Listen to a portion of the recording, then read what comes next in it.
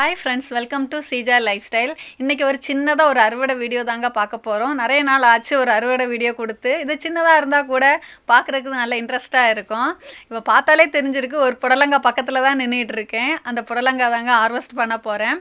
ஒரு சின்ன கொடி தாங்க, ஒன்றே ஒன்று சின்னதாக வச்சு விட்டது என் வீட்டுக்காரர் தான் வச்சு விட்டார். அவர் வச்சு விட்டுக்கிட்டு ஒரு சின்ன ஒரு குச்சியும் கட்டி விட்டுட்டாரு. அழகாக பறந்து போய் ஒரு காய் கொடுத்துருச்சுங்க. இப்போ தான் பறந்து போயிட்டுருக்கு சின்னதாக. அதுக்கு முன்னாடி ஒரு காய் கொடுத்துச்சு. இது சின்ன பிஞ்சு விட்டப்போ எல்லாம் வீடியோ எடுத்து வச்சுருந்தேங்க. இந்த ஸ்டோரேஜ் பிரச்சனையினால எல்லாம் டிலீட் ஆகி போயிருச்சு. அதனால் அது காமிக்க முடியல. பெரிய புடலங்காவாக காய்ச்சிருக்கிறது தான் உங்கள்கிட்ட காமிக்க முடிஞ்சிருச்சு. நம்ம ஃபேவரேட் இடமான அந்த மரத்துக்கு பின்னாடி தான் நான் வச்சுருக்கேன் பாருங்கள். எனக்கு ரொம்ப பிடிச்ச இடம் இது. எனக்கு ஒன்றே ஒன்று வச்சுட்டேன்னா இனி அடுத்து நம்ம ஹார்வெஸ்ட் பண்ண போகிறதாங்க மெயின். இது ஸ்வீட் பொட்டேட்டோங்க. நிறைய நாள் ஆயிடுச்சு அது வச்சு. கிட்டத்தட்ட ஒரு வருஷத்துக்கு மேலேயே இருக்குன்னு நினைக்கிறேன். அந்த பெரிய பேக் காமிக்கிறேன் பாருங்கள். அதில் தான் ஒரு சின்ன திளில் எடுத்து வந்த கிழங்கு வச்சேங்க. அது பக்கத்துலேயே வள்ளி போய் அந்த சின்ன ஒரு கருப்பு கலர் பேக் தெரியுது பாருங்கள், அதுக்குள்ளே தான் வள்ளி போய் அது தானே அதுக்குள்ளே கிழங்கு வச்சுருக்குங்க. அதில் நான் வச்சுருந்தது ரோஸ் கட்டிங் வச்சுருந்தேன் திளில் எடுக்கிறதுக்கு வேண்டி. அதுக்குள்ளே போய் கிழங்கு வச்சுருக்குதுங்க. அது கிழங்கு லைட்டாக தெரிஞ்சிச்சு. சரியா இன்னைக்கு எடுத்து நமக்கு தோண்டி பார்ப்போம் ஏதாவது கிழங்கு இருக்கான்ட்டு. இந்த பெரிய பேக்கில் வச்சுருந்ததில் எலி கடிச்சு கிழங்க சாப்பிட்டுட்டு போயிடுச்சுங்க. கொஞ்ச நாளைக்கு முன்னாடி அவ்வளோ பெரிய ஓட்டை போட்டு அதை கடிச்சு சாப்பிட்டுட்டு போயிடுச்சு. அப்போ நான் நினச்சேன் அதில் எந்த கிழங்கும் இருக்காது, நம்ம அதை எடுத்து நம்ம பார்க்கணும் அப்படின்னு சொல்லிட்டு அப்படியே விட்டுட்டேன். தண்ணி ஊற்றக்கூடிய டைம் லைட்டாக தண்ணி ஊற்றிட்டு அப்படியே போயிடுவேங்க. சரி இன்றைக்கி நமக்கு பார்ப்போம், அந்த கிழங்கு லைட்டாக தெரியுதே, சரி எடுத்து பார்ப்போம்னு சொல்லிட்டு அந்த சின்ன பேக்கை நான் ஃபஸ்ட்டு எடுத்துகிட்டு வந்து தட்டி பார்க்குறேங்க. ஆனால் நான் எதிர்பார்க்கலைங்க. நான் தட்டக்கூடிய டைம் கூட நான் நினச்சேன் ஒன்றோ ரெண்டோ சாப்பிட கிடைக்கணும். பாருங்களேன், 3 கிழங்கு தூக்குன உடனே 3 கிழங்கு. எனக்கு அவ்வளோ சந்தோஷங்க. இந்த சின்ன பேக்கில் இவ்வளோ கிழங்கு இருந்துச்சா அப்படிங்கிற ஒரு டவுட்டு மாதிரி. நிஜமாக இதெல்லாம் பண்ணி பார்க்கக்கூடிய டைம் தான் அதில் உள்ள சந்தோஷம் தெரியும். அழகாக வாய்ஸ் எல்லாம் கொடுத்து வச்சுருந்தேங்க. என் சந்தோஷத்தை அந்த வாய்ஸில் நீங்கள் தெரிஞ்சிருப்பீங்க. நான் என்ன தப்பு பண்ணேன்னு தெரியல. நான் என்ன பண்ண போனாலும் தடங்கலில் வருது. பேக் சைடு ஏதோ ஒரு ஸ்பாட்டு சவுண்டு வந்ததுனால வாய்ஸை கட் ஆகிட்டு திரும்ப நான் வாய்ஸ் கொடுத்துக்கிட்டு இருக்கேன். பாருங்களேன், ஒன்று எடுக்கக்கூடிய டைம் எனக்கு அவ்வளோ சந்தோஷமாக இருந்துச்சு. இந்த சின்ன பேக்கில் இவ்வளோ இருந்துச்சா அப்படிங்கிற மாதிரி எனக்கு தோணுச்சுங்க. எதையும் நம்ம மதிப்பிட முடியாது. இந்த சின்ன பேக்கில் இவ்வளோ இருந்ததுனால எனக்கு அவ்வளோ சந்தோஷமாக இருந்துச்சு. ஒரு கை நிறைய கிடச்சிச்சுங்க. இதில் கொஞ்சம் பெரிய கிழங்காகவே இருந்துச்சு. இன்னொரு பேக் அந்த பெரிய பேக்கில் எவ்வளோ இருக்கும், இந்த சின்ன பேக்கில் இவ்வளோ இருக்குது, அந்த பெரிய பேக்கில் அப்போ நிறைய இருக்குன்னு ஒரு எதிர்பார்ப்பு இருந்துச்சு. ஒரு சைடு எலியும் சாப்பிட்டுட்டு போயிருச்சே, அப்போ இருக்காதோ அந்த ஒரு டவுட்டு இருந்துச்சு.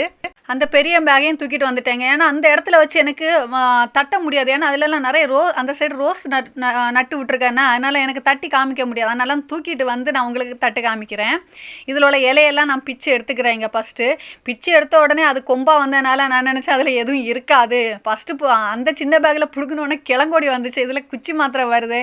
சரி கிழங்கு இருக்காதோன்னு ஒரு டவுட்டில் தான் தட்டுனேன். எல்லாத்தையும் பிடுங்கி எடுத்துகிட்டு சரி தட்டின உடனே எனக்கு அந்த மண்ணை பார்க்கக்கூடிய டைமு மண்ணெல்லாம் புதுன்னு இருக்குது.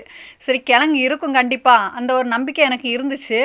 தட்டிக்கிட்டு பார்த்தோன்னா அது ஃபுல்லாக எறும்பு. அதுக்குள்ளே பாருங்களேன், கிழங்க பார்த்தக்கூடிய டைமு எல்லாம் பிங்க் கலரில் இருக்குதுங்க. சின்னதாக இருந்தால் கூட நல்ல பிங்க் கலரில் இருக்குது. அது பார்க்கக்கூடிய டைமே நமக்கு நம்ம மாடி தோட்டத்தில் கிழங்கு வருமா அப்படிங்கிற ஒரு டவுட்டு மாதிரி இருந்துச்சு. பாருங்களேன், அது லாஸ்ட் இருந்த கிழங்கு. இது எல்லாம் வேரோடு அப்படியே பின்னி பிணைஞ்சிருந்துச்சு. சரி தள்ளி விட்டுக்கிட்டு நமக்கு புதையில தேடுற மாதிரி தேடி பார்ப்போம் அப்படிங்கிற ஒரு சந்தோஷத்தில் தள்ளி விட்டுட்டு மெதுவாக ஒன்றா தேடிகிட்டு இருந்தேன்.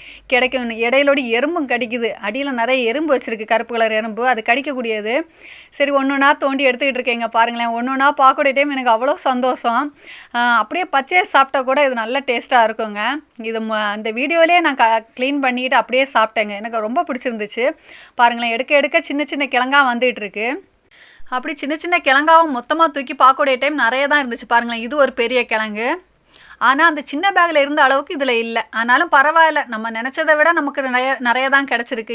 ஏன்னா எலி சாப்பிட்டுட்டு போயிடுச்சுன்னு சொன்னேன் பார்த்தீங்களா, அதனால் அந்த அளவுக்கு கிடச்சிருக்கு. அதுவே சந்தோஷம்தான். அதில் இருக்க வேறெல்லாம் எடுத்து போட்டுட்டேன். அதில் அந்த செடியை பிடுங்கி வச்சுருக்கேங்க. அந்த செடியை மறக்காமல் தண்ணியில் போட்டு வச்சுட்டு எனக்கு இன்றைக்கி நடுறதுக்கு உள்ள டைம் இல்லை. சரி நாளைக்காவது நட்டுறோன்னு சொல்லிட்டு தண்ணியில் போட்டு வச்சுட்டு தான் வந்திருக்கேன். வேற ஒரு பாட்டில் நட்டு விடணும்.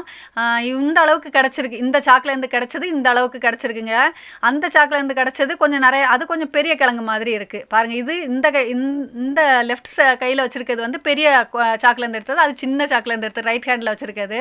அதில் தான் கொஞ்சம் பெருசாக இருந்துச்சு, இதில் சின்ன சின்ன கிழங்கா இருந்துச்சு. கிட்டத்தட்ட ஒரு 1/2 கிலோக்கு மேலே இருக்குங்க. நான் க்ளீன் பண்ணிவிட்டு காமிக்கிறேன் பாருங்களேன். இதெல்லாம் மண்ணாக இருக்கனால சரி தண்ணியில் போட்டு மாடியிலே வச்சு க்ளீன் பண்ணிடலாம்னு சொல்லிட்டு க்ளீன் பண்ணிட்டேங்க. நிறைய சின்ன சின்ன வேரெல்லாம் இருந்துச்சு, அந்த வேரெல்லாம் கட் பண்ணி எடுத்தால் தான் நமக்கு பச்சையாக சாப்பிடக்கு ஈஸி ஆகும்னு சொல்லிட்டு அதில் இருக்க சின்ன சின்ன வேரெல்லாம் எல்லாத்தையும் கட் பண்ணி எடுத்துக்கிட்டு க்ளீன் பண்ணி அழகாக எடுத்துட்டேங்க.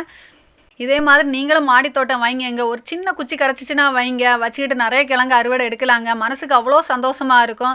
மாடி தோட்டத்தில் நமக்கு கிடைக்கிற கிழங்கெல்லாம் பார்க்கக்கூடிய டைமு நிஜமாக அந்த சந்தோஷத்தை நான் இன்றைக்கி அனுபவித்தேன். அந்த நீங்கள் வாய்ஸில் நீங்கள் கேட்டிருந்தீங்கன்னா ரொம்ப பிடிச்சிருக்குங்க. அதை கட் பண்ணிட்டு தான் நான் இப்போ வாய்ஸ் கொடுத்துக்கிட்டு இருக்கேன். இன்றைக்கி எனக்கு கிடைச்ச அறுவடை என்னென்னா புடலங்காவும் இவ்வளோ 1/2 கிலோக்கு மேலே இருக்குங்க ஸ்வீட் பொட்டோட்டோ எனக்கு கிடச்சது. நாளைக்கு பசங்களுக்கு நான் ஸ்நாக்ஸுக்கு இதை தான் வேக வச்சு அனுப்பணுங்க. எவ்வளோ சந்தோஷம் இதெல்லாம் பார்க்கக்கூடிய டைம்.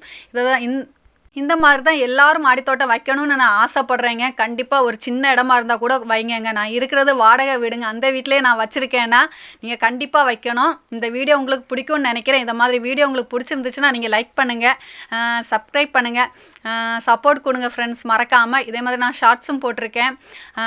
Thank you, bye friends. என் கூடயே இருங்க நீங்கள்.